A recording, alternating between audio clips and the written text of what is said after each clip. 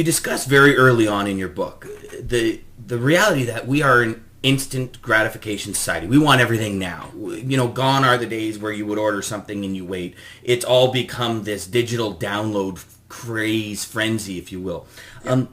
You discuss a lot about enjoying the process Hmm. en route to your goal, dreams, or aspirations.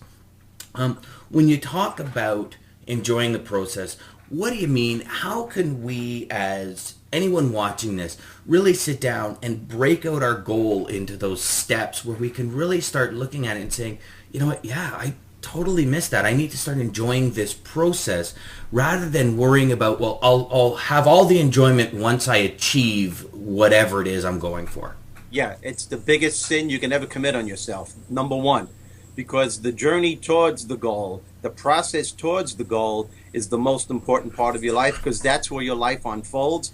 That's where your challenges are met. That's where you're making your declaration to the universe that you are capable and able to meet this challenge. Your whole life unfolds in the process. In my opinion, the goal is just the icing on the cake, and the journey is the cake. What good is all that cake with all that icing without a cake to put it on?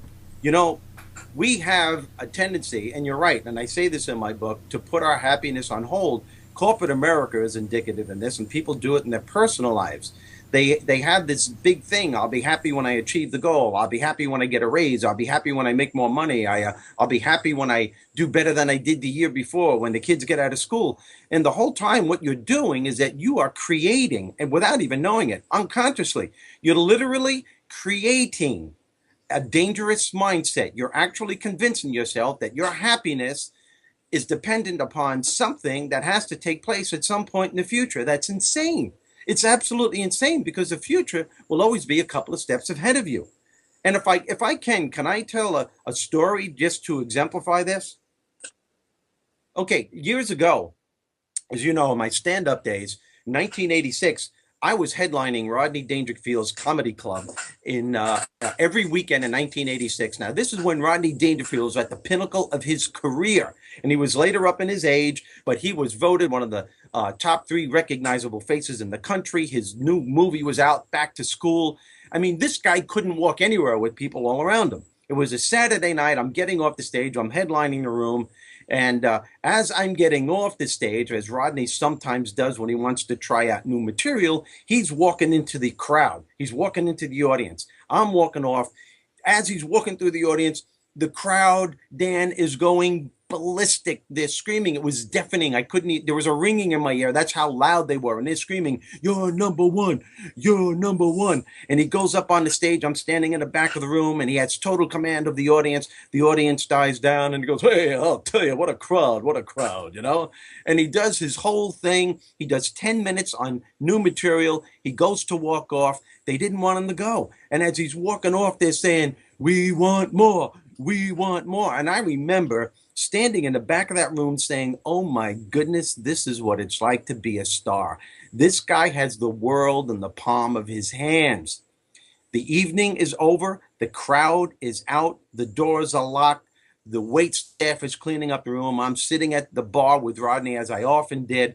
I put my arm around him. I gave him a kiss on the cheek, and I said, "Hey, man, how does it feel to be a star?" He downs a double scotch. He looks at me right in the face and goes, "Well, I'll tell you, Stevie, it sucks. It really sucks." And I was waiting for the punchline, and there wasn't one. He was serious. Dan, he went on a verbal rampage on how he should have made it 30 years ago when he was younger, when he could have enjoyed himself, and that the industry has no idea what talent was. I sacrificed everything in my life to get here, and for what? For this? I waited for this? He goes, "I can't even enjoy it now." And I'm trying to tell him, "Rodney, you were just voted one of the number three recognizable faces in the country. You got a movie that's a 10. Everybody, they love you. You're a household name." He goes, "I don't expect you to understand, Stevie." He goes, "I'm just telling you. I put my whole life on hold for this moment, and I'm just telling you that it sucks." Now, here's the point. Here's the point I'm making, Dan. Here's a guy that should have been living his dream. Instead, he was living a nightmare. All because years ago, he created a mindset that literally signified, I won't be happy until I achieve a certain status in life. Unfortunately for him, it took him 30, 35 years to get there. And here's the thing, even when he got it, he couldn't enjoy it. And this is what I want everyone to get. Because if the journey towards the goal is polluted with frustration and anger and resentment and jealousy and envy, you're only going and complete anger and fear, you're only going to create the same mindset when the goal is achieved. And there's no reason why you can't achieve the goal and enjoy yourself during the process. As a matter of fact, that's the only way you should be doing it, because then you really appreciate it once you get it.